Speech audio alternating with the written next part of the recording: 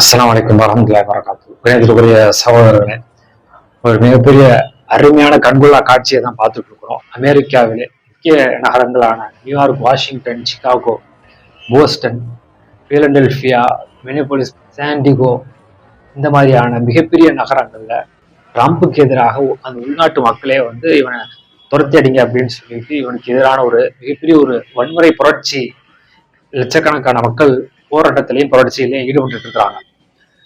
இதைத்தான் அல்லாஹ் குரான்ல மக்ரூஹும் வல்லாஹு ஹைருல் மாக்கிரீன், அவர்கள் சூழ்ச்சி செய்கிறார்கள். அல்லாஹ் சூழ்ச்சியாளனுக்கெல்லாம் சூழ்ச்சியாளன், அல்லாஹ் சூழ்ச்சியாளனுக்கெல்லாம் மிகப்பெரியவன், அந்த சூழ்ச்சியை தகர்க்கக்கூடியவன் குரான்ல சொல்றான்ல. நீ என்ன பிளான் போட்ட? ஈராக்ல சதாம் ஹுசேனுக்கு எதிராக அந்த மக்களை கிளப்பி விட்டு ஒரு புரட்சியை ஏற்படுத்தி அந்த ஈராக்கை கைப்பற்றி உள்ள போன மாதிரி இங்கே பிளான் போட்ட.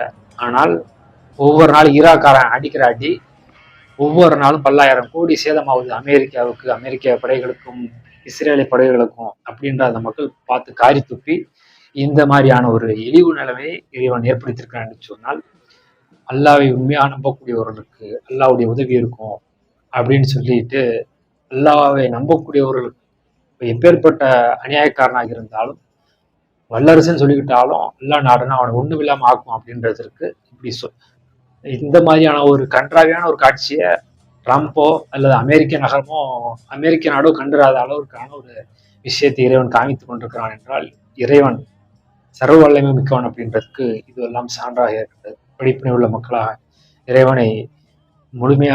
இறைவனை மன நிறைவோடு முழுமையாக நம்பக்கூடிய மக்களாக நம் அனைவரையும் ஆவோம். அஸ்ஸலாமு அலைக்கும் வரஹ்மத்துல்லாஹி வபரகாத்துஹு.